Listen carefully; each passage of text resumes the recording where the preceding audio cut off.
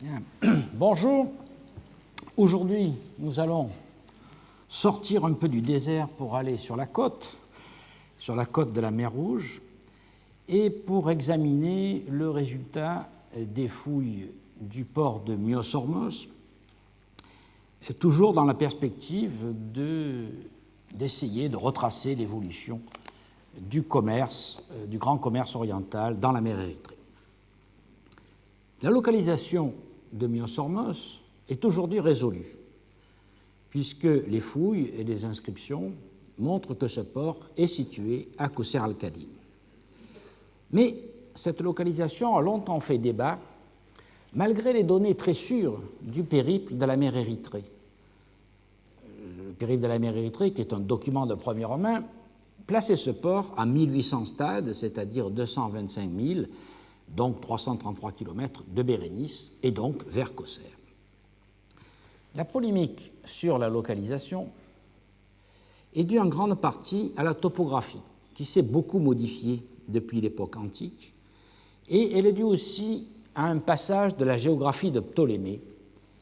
qui situe, au IIe siècle après Jésus-Christ, Myos-Hormos à une latitude beaucoup plus au nord qu'elle n'est en réalité. Bien qu'on sache que les coordonnées de Ptolémée sont le plus souvent erronées ou approximatives, la coïncidence entre celles-ci, la présence de ruines antiques importantes sur le site d'Abouchar, qui est situé au nord ici, et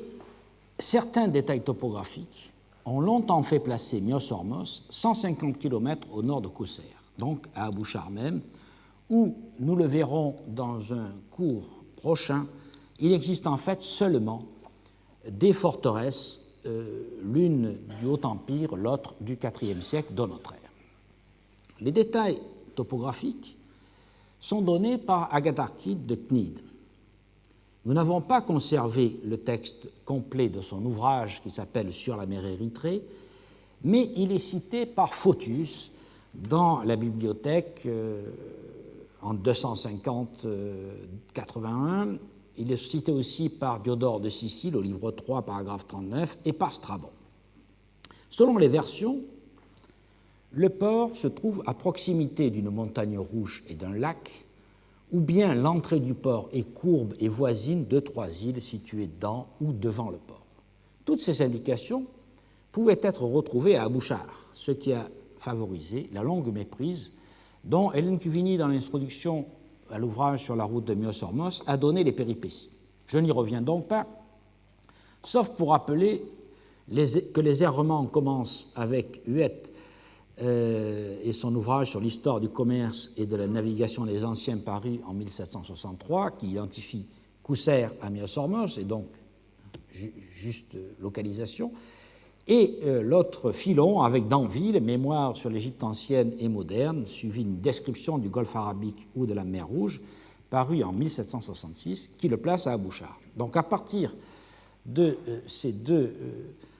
ouvrages se développent deux lignées concurrentes. La polémique, en fait, s'est conclue avec deux articles indépendants, parus presque en même temps en 1993 et 1994, qui donnent les preuves épigraphiques et archéologiques de la localisation à Qusr al-Qadim.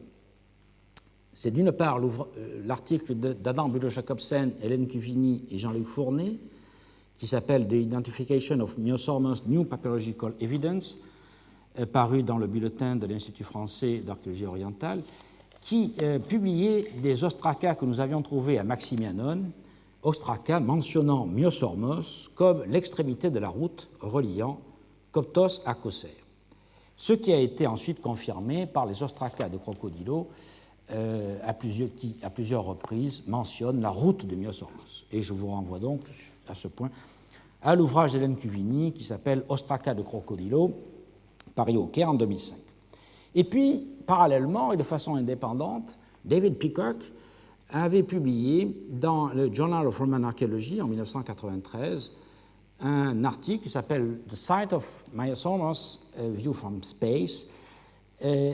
où, à partir de photos prises par un satellite, il restituait un port avec une entrée courbe. C'est d'ailleurs à partir de cette recherche préliminaire que David Peacock, associé à Lucy Blue, décida de lancer un nouveau programme de recherche sur le site de Qusr al-Khadim, dont je vais présenter les résultats maintenant. Mais auparavant, il faut faire un rapide bilan de ce que les sources antiques nous apprennent sur ce port. La source la plus ancienne, nous l'avons vu, est Tagatarkide de Cnide, un auteur alexandrin qui vécut à la cour de Ptolémée VI et qui écrit vers 115 avant Jésus-Christ. Malgré les difficultés posées par son témoignage, rapporté donc, comme je vous l'ai dit, par Diodore, Strabon et Photius,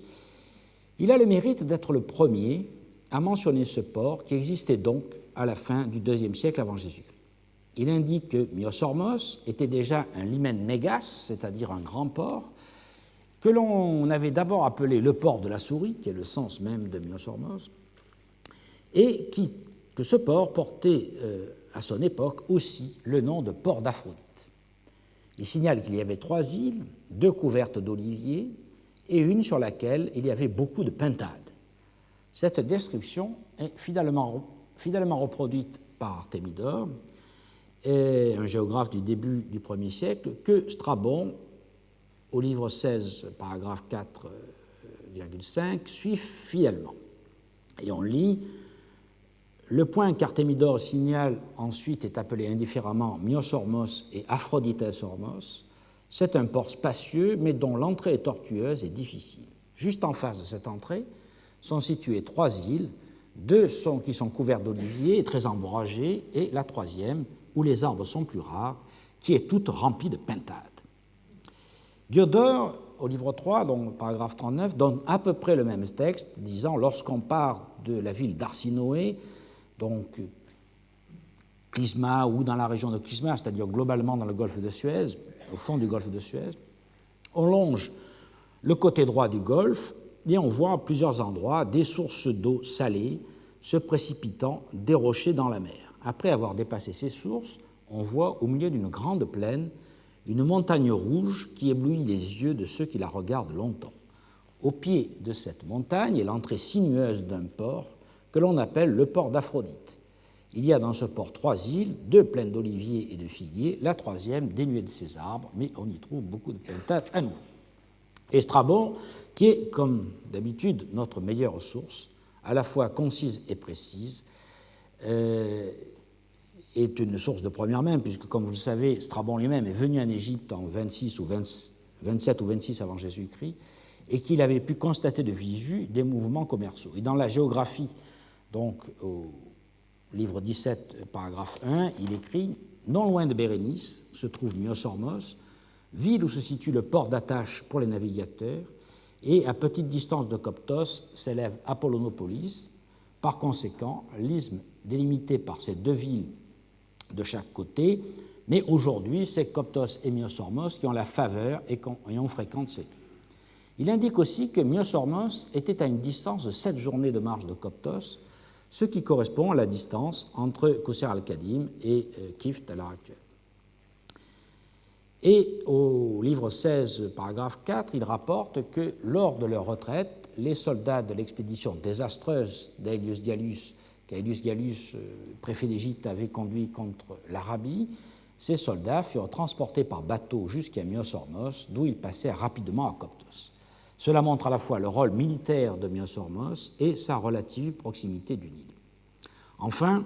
au livre 2, paragraphe 5, Strabon donne cette précision oculaire essentielle, souvent citée car elle signale le décollage du commerce avec l'Inde.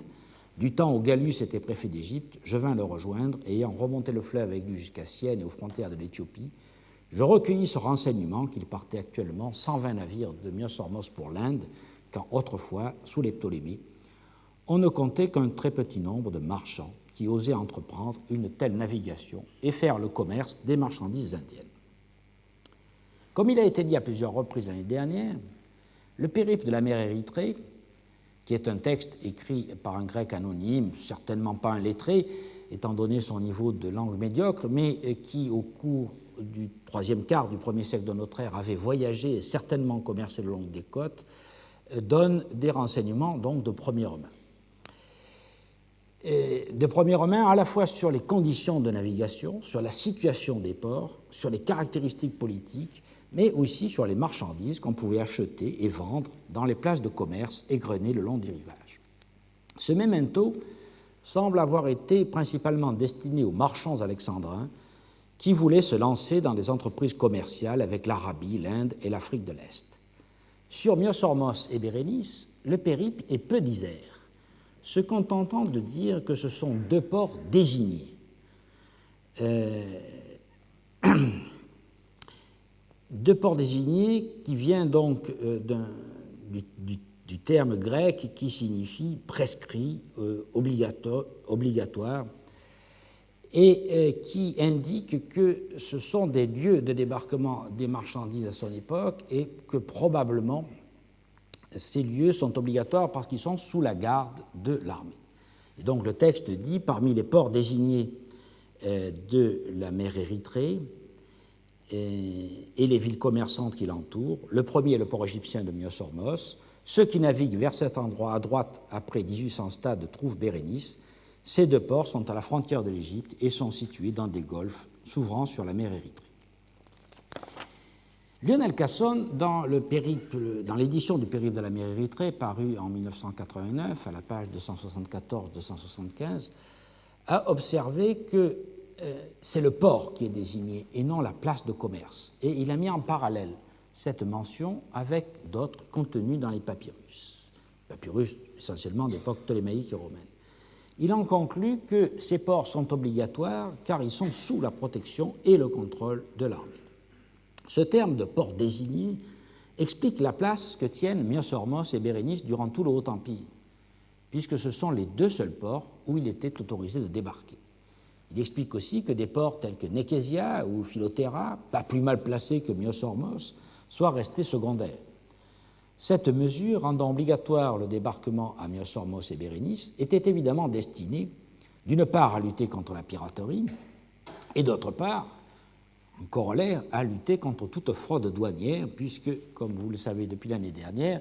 l'État prélevait un quart de la valeur des marchandises du commerce érythréen.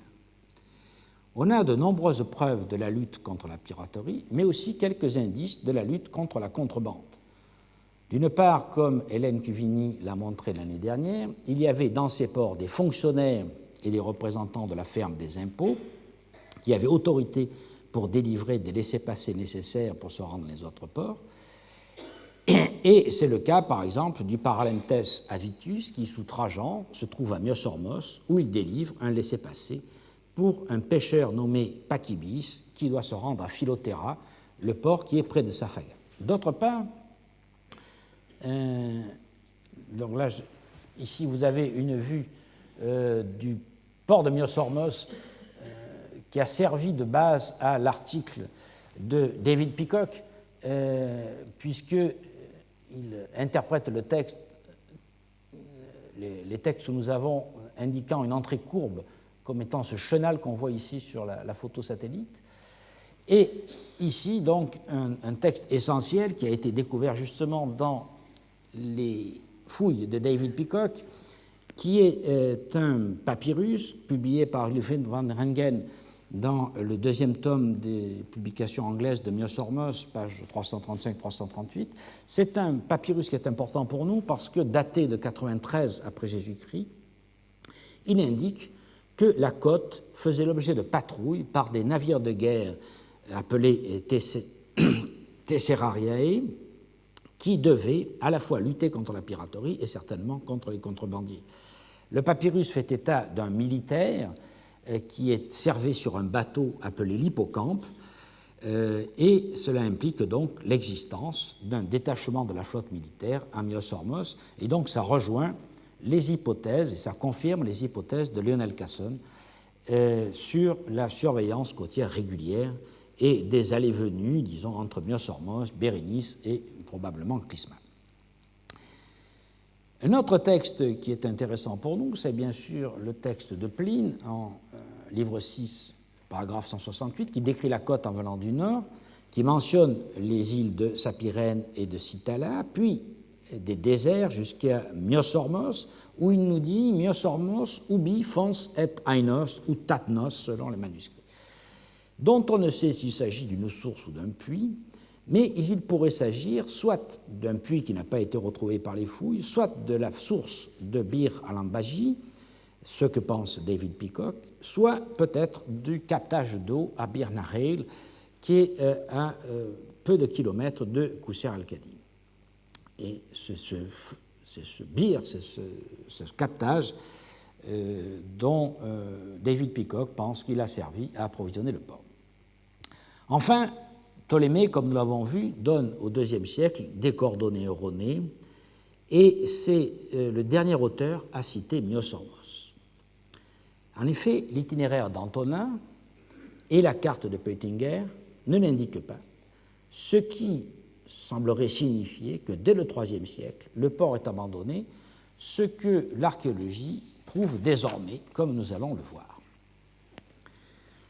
Commençons par la découverte du site. Le site a été découvert par Wilkinson, qui est un personnage qui mérite un petit excursus. John Garner Wilkinson était né à Little Missenden, dans le Buckinghamshire, en 1797 et il est mort en 1875. Il a voyagé en Égypte en 1821 jusqu'en 1833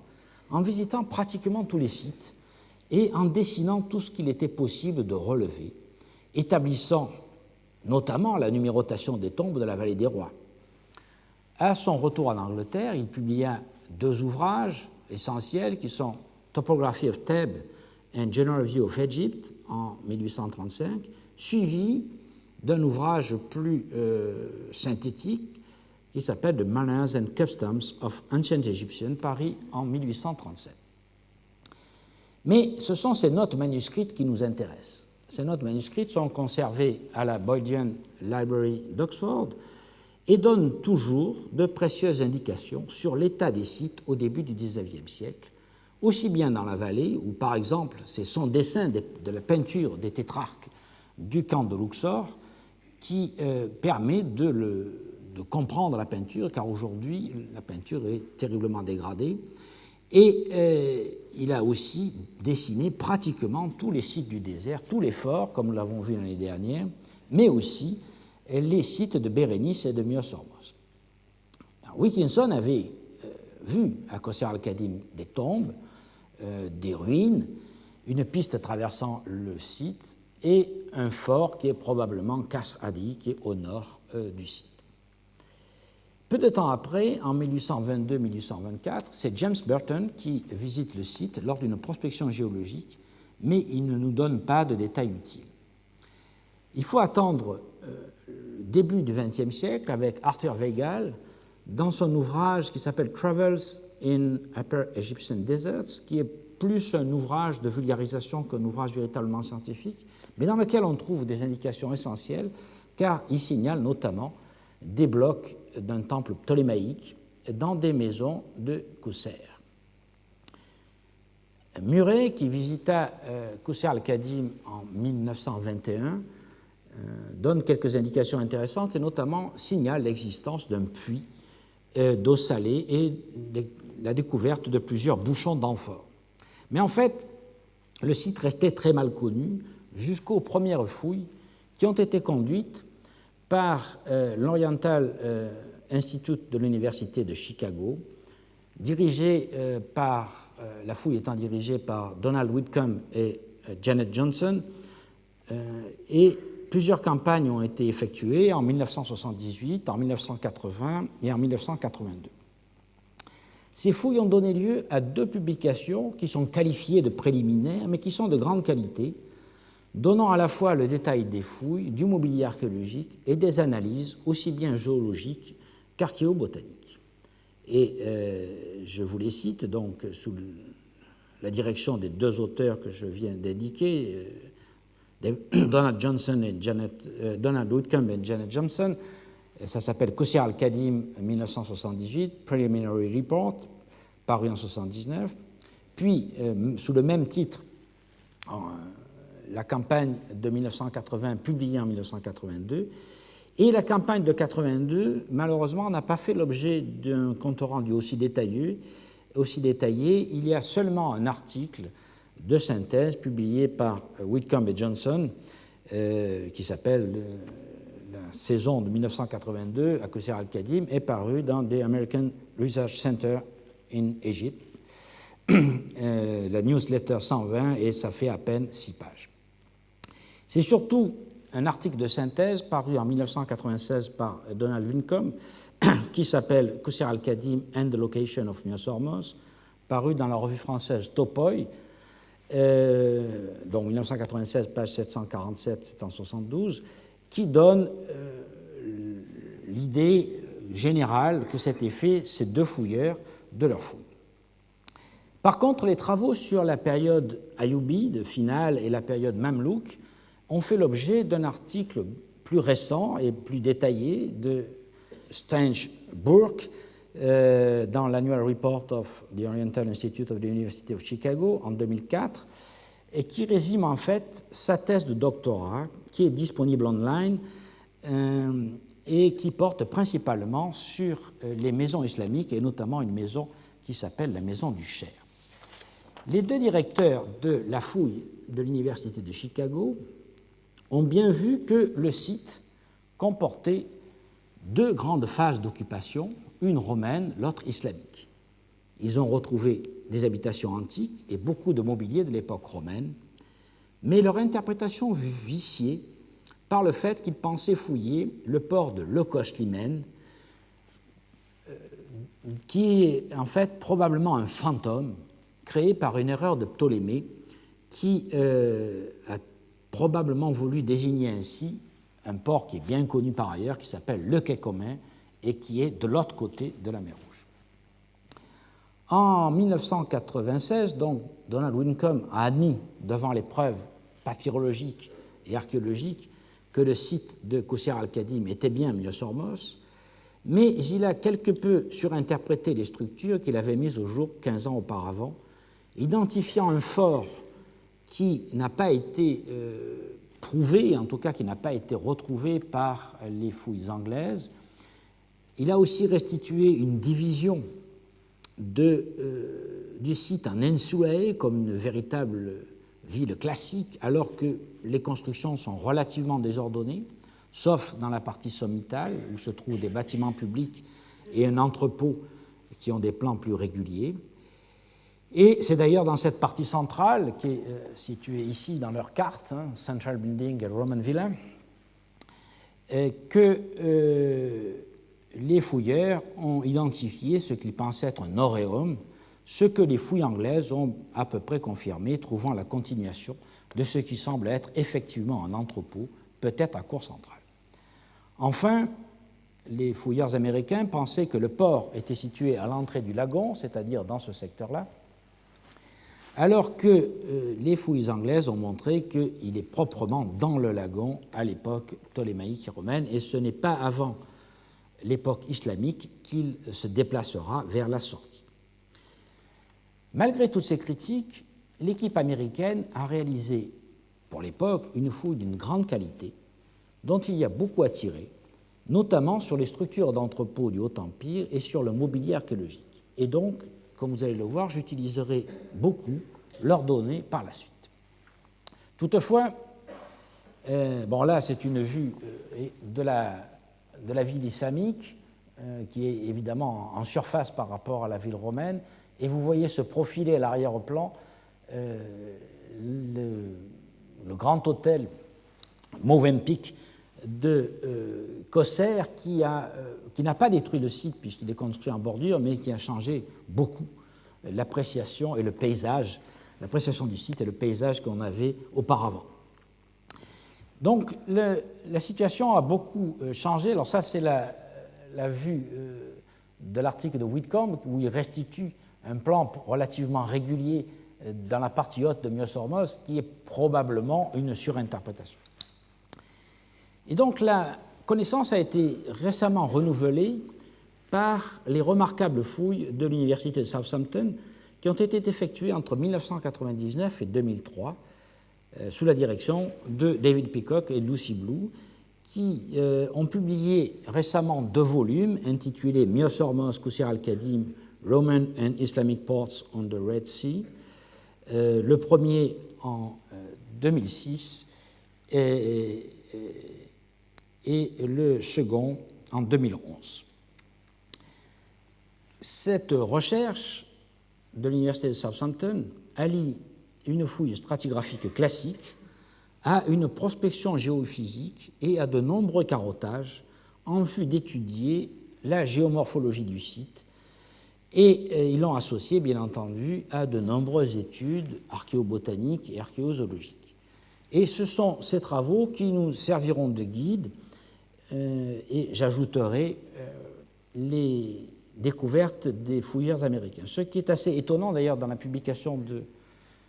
David Peacock et Lucy Blue, c'est que dans ce qu'ils ont publié jusqu'à présent, ils n'ont pas intégré ou repris en détail les travaux de leurs prédécesseurs, et c'est ce que je me suis attaché à faire en le synthétisant. Alors commençons par la topographie et l'évolution du lagon. Avant d'entrer donc dans le détail de la structure de la ville, il faut comprendre pourquoi la topographie des lieux a tellement changé depuis l'époque antique. C'est à cette entreprise que s'est attachée Lucy Blue, qui a réalisé plus de 100 carottages de 2 mètres par 2, suivis par, de sondages de 2 mètres par 2, suivis par des carottages qui descendent jusqu'à 7 et 9 mètres de profondeur, et pour certains jusqu'à 28 mètres. Grâce aux données recueillies dans les carottages, distribuées en plusieurs lignes transectes, elle a pu proposer une évolution du port. Alors, voici la topographie générale. La mer Rouge est ici. Le site est situé à cet endroit-là. Il y a un lagon ensablé qu'on appelle une marsa ici. On y accède par plusieurs wadis, plusieurs disons torrents qui ont creusé des chenaux dans la montagne. Alors le wadi al-Hans ici et le wadi Qusr al-Qadim ici. Et grâce à ces wadis, Myosormos est relié à la route que nous avons étudiée l'année dernière, donc la route de Myosormos d'un côté, et est relié aussi au fort de Bir an-Nahil, où se trouvait le puits le plus important. En effet, à Myosormos même,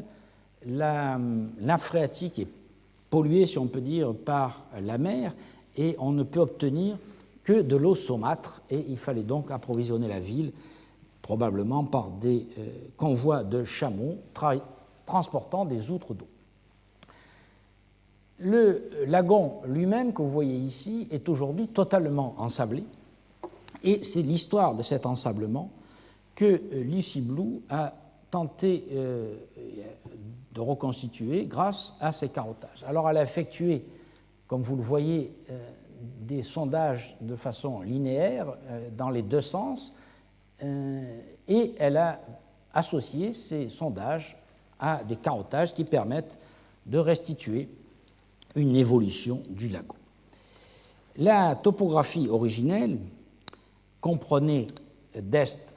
en ouest un rocher, enfin une zone beaucoup plus haute ici, et ici les dernières pentes d'une montagne qui s'appelle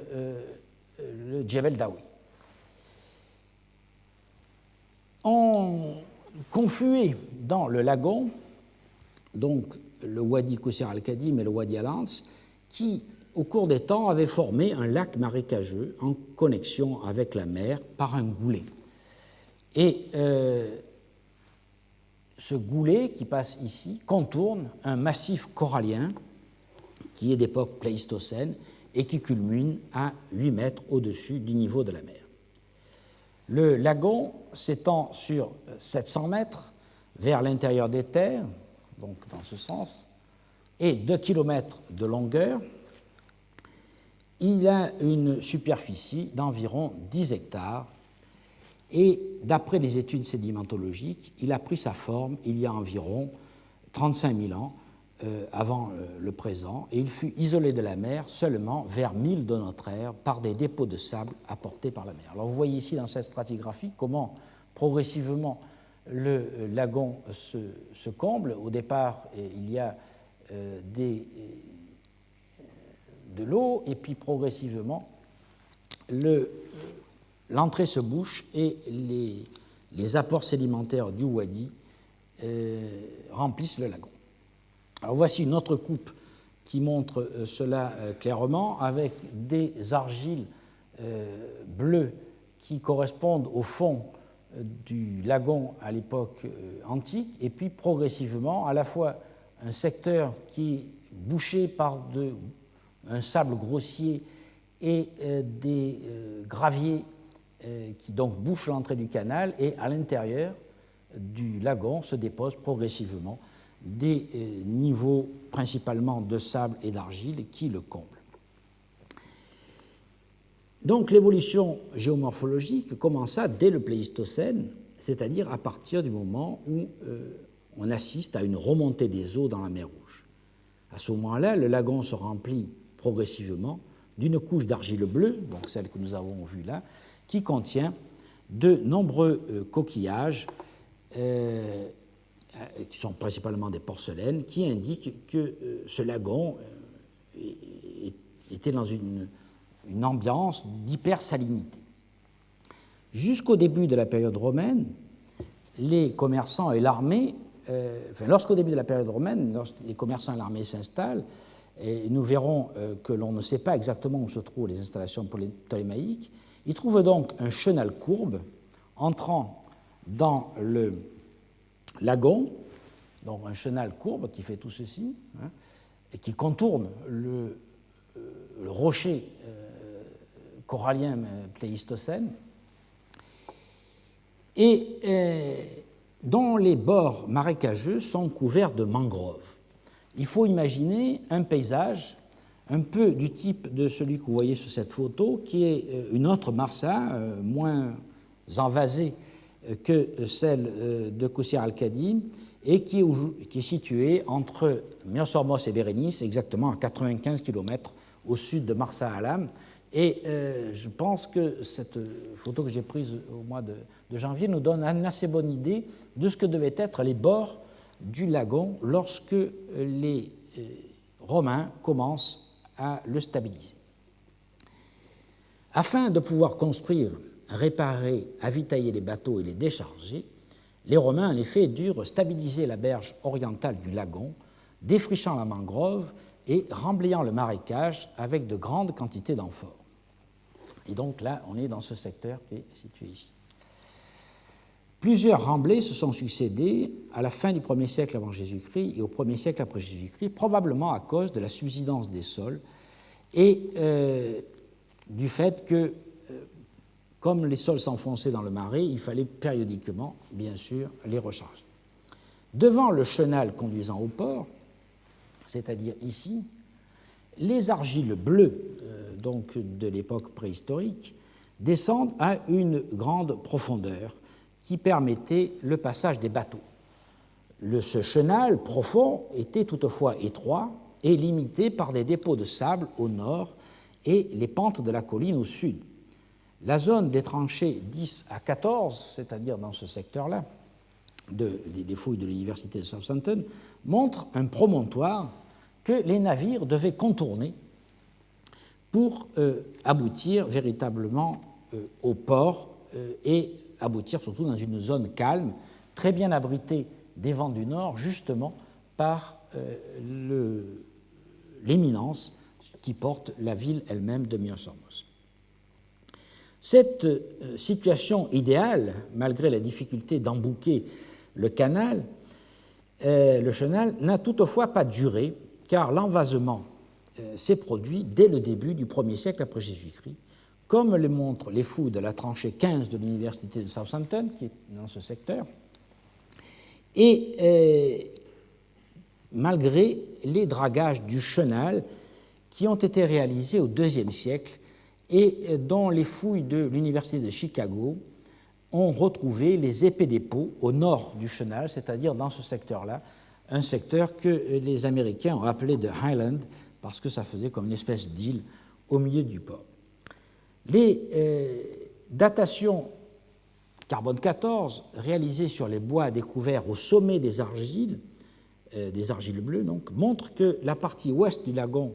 était déjà totalement envasée au 7e siècle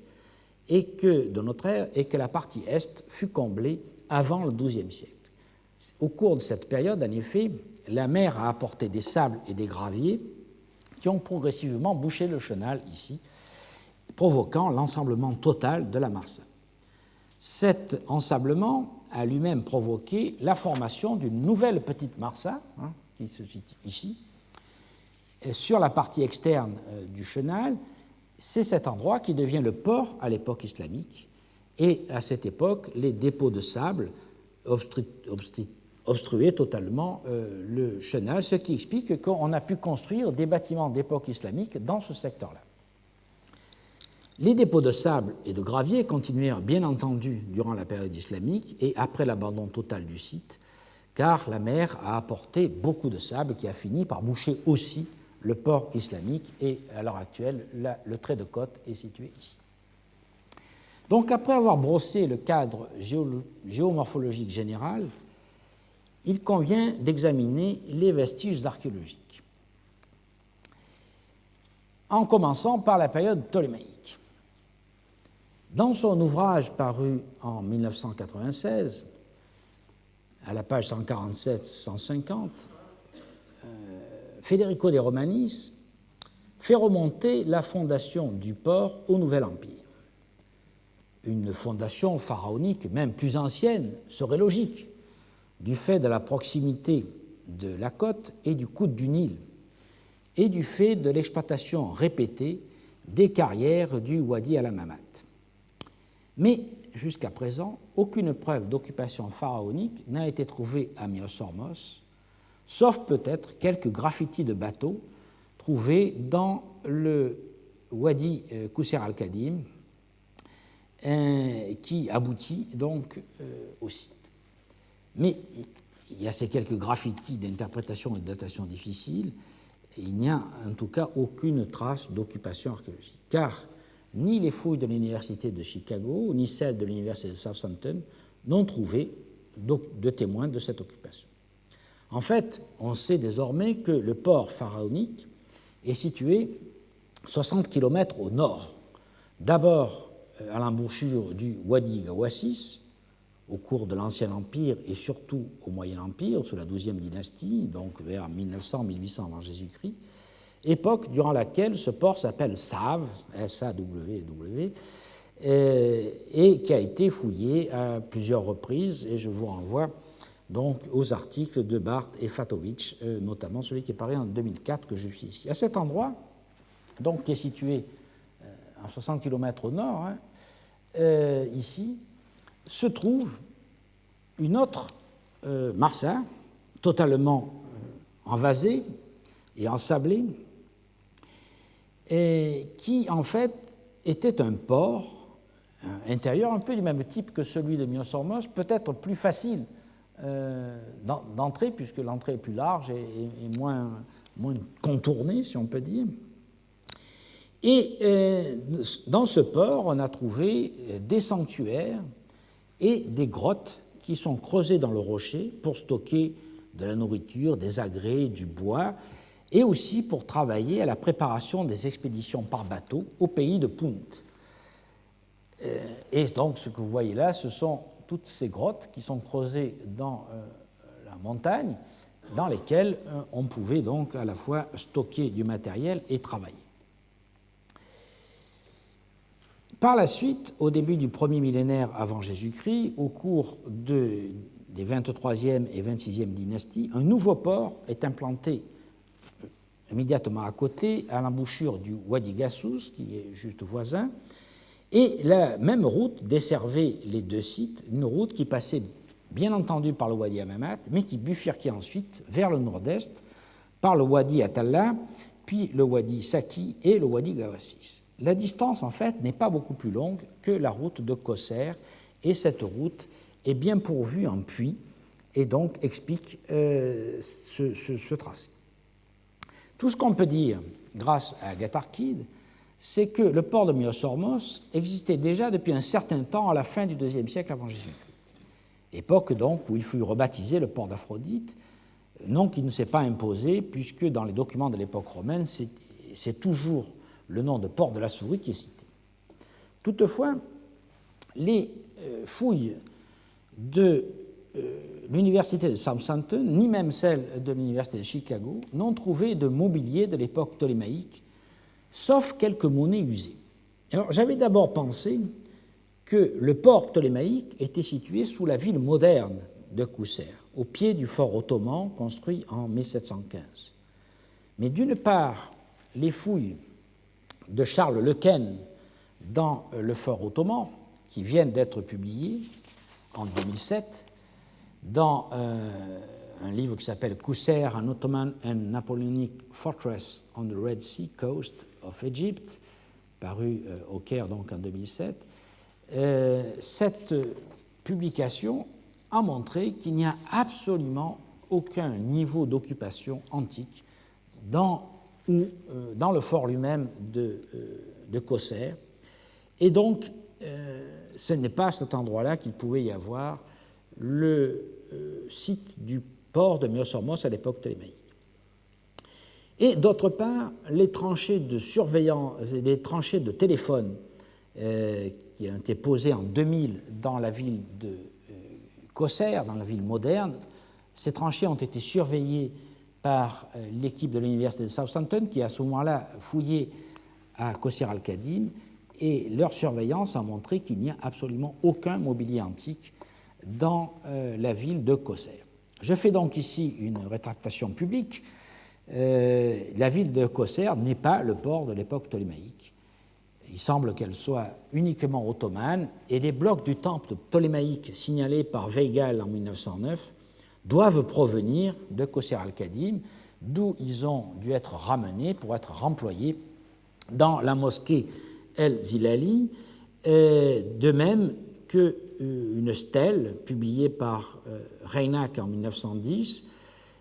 qui est datée de la 25e année d'Auguste et qui est dédiée à Isis Tameston. Comme vous le savez, les pierres voyagent, mais les tessons assez peu, et donc le fait qu'on ait des blocs de remploi dans la mosquée et pas du tout de céramique semble bien prouver que le port ptolémaïque de Myos-Hormos n'était pas à l'emplacement de la ville de Qusair actuelle, mais bien à l'emplacement de Qusair al-Qadim. En fait, les fouilles de l'université de Southampton, et particulièrement les sondages géomorphologiques, ont restitué un port intérieur assez vaste, comme nous l'avons vu, auquel on accédait par ce chenal courbe, qui cadre parfaitement, finalement, avec les descriptions d'Agatharchide, sauf en ce qui concerne les 3 îles couvertes d'oliviers et de figuiers et celles avec les pintades, mais selon David Peacock et Lucy Blue, ces îles pourraient être en fait situées dans la partie occidentale du lagon et seraient complètement environnées et recouvertes par les sables aujourd'hui. Il n'en reste pas moins que la presque totale absence de vestiges d'époque ptolémaïque pose problème. Je veux bien admettre que les structures portuaires aient été situées en bordure nord-est du lagon et qu'elles soient demeurées inaccessibles aux fouilles de l'université de Southampton à cause de la nappe phréatique. Mais, premièrement, les fouilles de Southampton, c'est-à-dire principalement la tranchée 15, c'était dans ce secteur-là, ont montré que ce sont bien les Romains qui ont défriché la mangrove et gagné du terrain sur le marais naturel. Et donc, il n'y avait pas d'occupation ptolémaïque à cet endroit. Deuxièmement, les premières phases d'occupation d'époque romaine sont situées directement sur le rocher corallien, notamment dans la partie haute de la ville, et sont datables au plus haut de la fin du 1er siècle avant Jésus-Christ, donc au temps de Strabon. Troisièmement, on ne comprend pas pourquoi il n'y a pas de mobilier résiduel parmi les très abondantes céramiques romaines, alors que c'est toujours le cas dans les sites pluripériodes, surtout ceux comme les ports où passe beaucoup de poteries. L'année dernière, Roberta Tomber nous a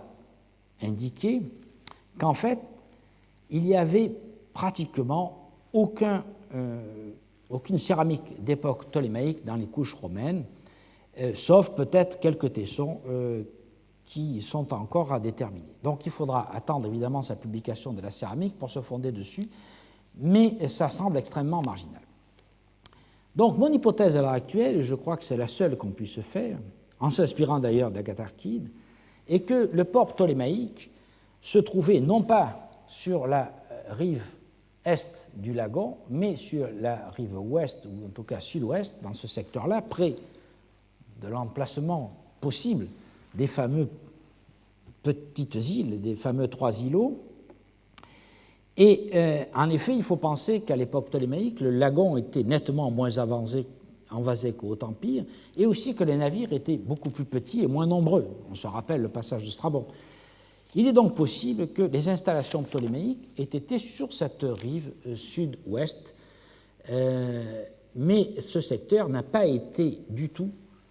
prospecté et fouillé par l'équipe américaine et ni non plus par l'équipe anglaise. Il faudrait donc peut-être s'intéresser à cette zone du site. Ce serait l'envasement progressif, déjà à la fin de la période ptolémaïque, qui aurait contraint à déplacer le port sur la rive nord du lagon, de la même façon, nous le verrons, que l'envasement de la baie de Bérénice, au cours de l'époque ptolémaïque, a contraint à déplacer le mouillage et la ville elle-même vers l'est, au Haut-Empire, et à nouveau encore plus vers l'est à partir du IVe siècle, comme nous le verrons dans une prochaine séance. Alors voyons maintenant qu'est-ce qui se passe au Haut-Empire, où là, on peut se fonder sur les résultats des fouilles. Alors, voici la rive sud du lagon, comme vous le voyez, complètement vierge de toute exploration archéologique, et ça pourrait être donc dans ce secteur complètement sous les sables que pourrait se situer le port ptolémaïque. Donc, voyons ce qui se passe au Haut-Empire. Qu'il y ait eu une explosion du commerce à partir du règne d'Auguste, comme en témoigne Strabon,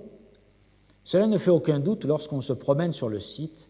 qui est jonché d'amphores et de céramiques sigillées de la fin du 1er siècle avant Jésus-Christ et surtout du 1er siècle après Jésus-Christ. Les fouilles de l'Université de Chicago et les fouilles anglaises l'ont amplement démontré, et il faut maintenant examiner de près les vestiges en commençant par les installations portuaires. Alors, ces installations portuaires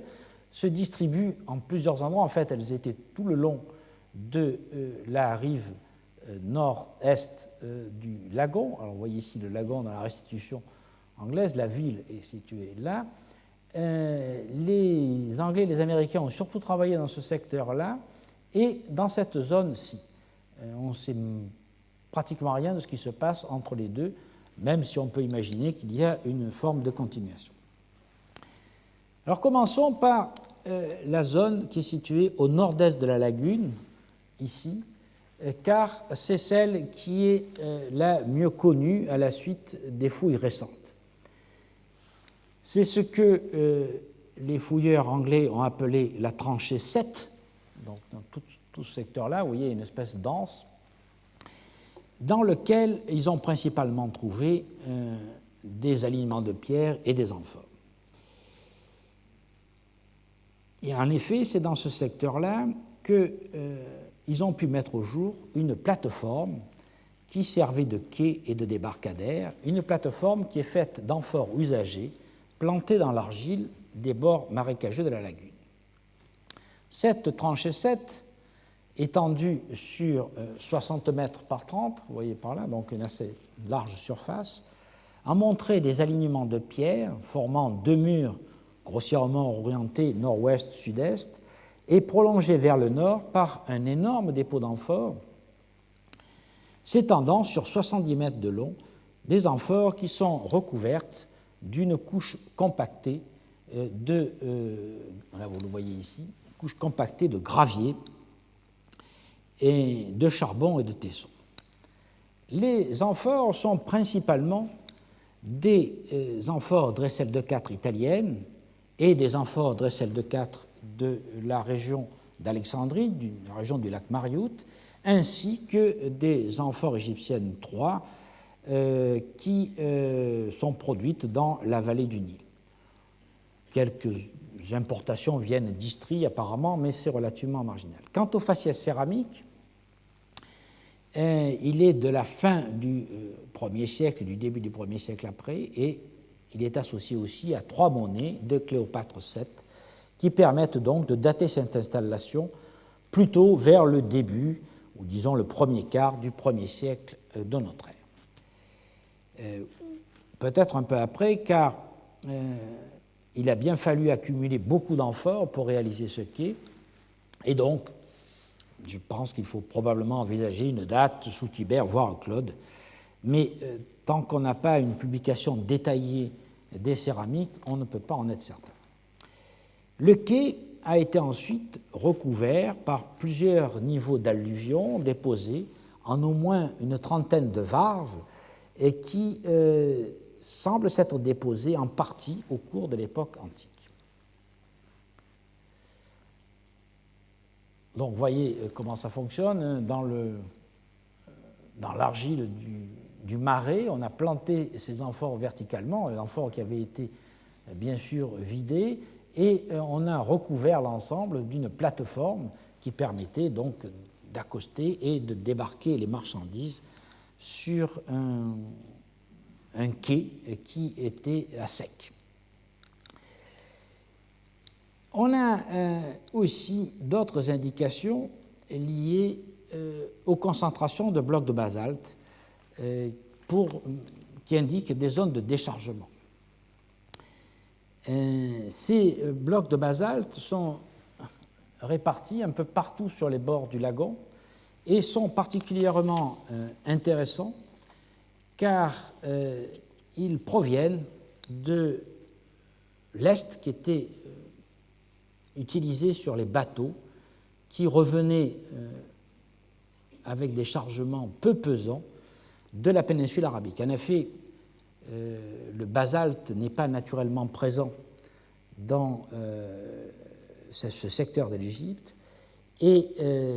les études qui ont été faites sur ces roches montrent qu'elles viennent de la péninsule arabique, principalement du port de Cana, et il est vraisemblable que lorsque les bateaux ramenaient des cargaisons de myrrhe et d'encens, donc par nature extrêmement légères, il fallait les lester avec des blocs qu'on ramassait sur les plages, et ces blocs, c'était ces blocs de basalte. Donc c'est intéressant parce que ça nous montre les endroits où on déchargeait les blocs pour évidemment recharger les bateaux avec des matériaux plus pondéreux tels que des amphores. Mais outre ces indications, les fouilles anglo-américaines ont travaillé dans ce secteur ici, où a été mis au jour ce qui semble être un chantier naval. C'est le secteur que l'équipe anglaise appelle la tranchée 10, et qui est implanté sur ce promontoire qui donc fermait l'entrée du port au sud-ouest de la ville. Le promontoire, nous l'avons vu, qui est recouvert de ces pierres de basalte. Et les fouilles ont découvert sur ce promontoire de nombreuses installations métallurgiques dont la stratigraphie montre au moins 3 phases. Une première phase, probablement datable du 1er siècle avant Jésus-Christ, plus probablement de la fin du 1er siècle avant Jésus-Christ selon moi, qui est suivie immédiatement d'une phase 2, donc ce sont visiblement des ateliers qui se succèdent très vite, une phase 2 qui est datable du début du 1er siècle de notre ère et qui correspond à une construction carrée que vous voyez là, interprétée comme une forge dans laquelle on travaillait le fer et peut-être des alliages cuivreux.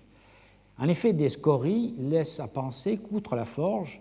il devait exister des bas-fourneaux de réduction de fer dont le minerai est disponible aux alentours de Myosormos. Cette installation donc est construite à l'entrée du port, immédiatement sur la plage, et semble directement liée à une activité de chantier naval. Lors de la phase 3, que vous voyez dans la partie basse ici, qui est datée du milieu du 1er siècle de notre ère, une nouvelle forge est construite qui fonctionne jusqu'au IIe siècle. Elle comporte à nouveau des fonds de fours circulaires environnés de scories, qui sont évidemment des restes de bas-fourneaux pour réduire le fer. Une plateforme de briques crues à côté est interprétée comme une cuisine, mais me paraît être plutôt la forge elle-même, qui serait associée avec une amphore sur le côté destinée à la trempe. La découverte de nombreux objets en métal et en bois, des clous de fer, des plaques de fer et de cuivre pour réparer les navires, des plaques de plomb avec des trous de clous et des traces d'animaux marins, montrent que c'est bien dans cette zone du port que l'on construisait ou on réparait les bateaux. Je rappelle à cette occasion que dans le séminaire qu'il avait donné l'année dernière, Adam Boulou-Jacobsen a signalé ce rôle important de Myos Hormos comme chantier naval, rôle qui est prouvé par un ostracone de Crocodilo portant la copie d'une circulaire du préfet au commandant des forts du désert de Bérénice, donc le préfet qui s'appelle Artorius Priscillus, et qui ordonne au curator des Praesidia de surveiller les conducteurs de chariots qui, entre guillemets, laissent tomber du bois d'œuvre lorsqu'ils le transportent, en fait, les conducteurs de chariots qui vendaient dans le dos de l'administration leur chargement de bois qui était en théorie destiné à la construction de navires. D'ailleurs, le tarif de Coptos, dont nous avons parlé l'année dernière, prévoit une taxe sur le passage des mâts et des vergues et également sur le passage dans le désert des charpentiers de marine. Après la phase 3 de ce secteur, je remarque que des dépôts alluviaux couvrent les vestiges, ce qui dénote un abandon de la zone vers la fin du IIe siècle au maximum. Les tranchées 14A et B, qui sont situées un peu plus au sud, ont montré que s'étendait à cet endroit-là une plage qui bordait le chenal, plage jonchée de tessons, mais qu'il n'y avait, semble-t-il, pas d'aménagement portuaire. Notons que là aussi, on n'a pas trouvé de céramique postérieure au milieu du IIe siècle après Jésus-Christ. Avant d'attaquer l'étude des secteurs centraux,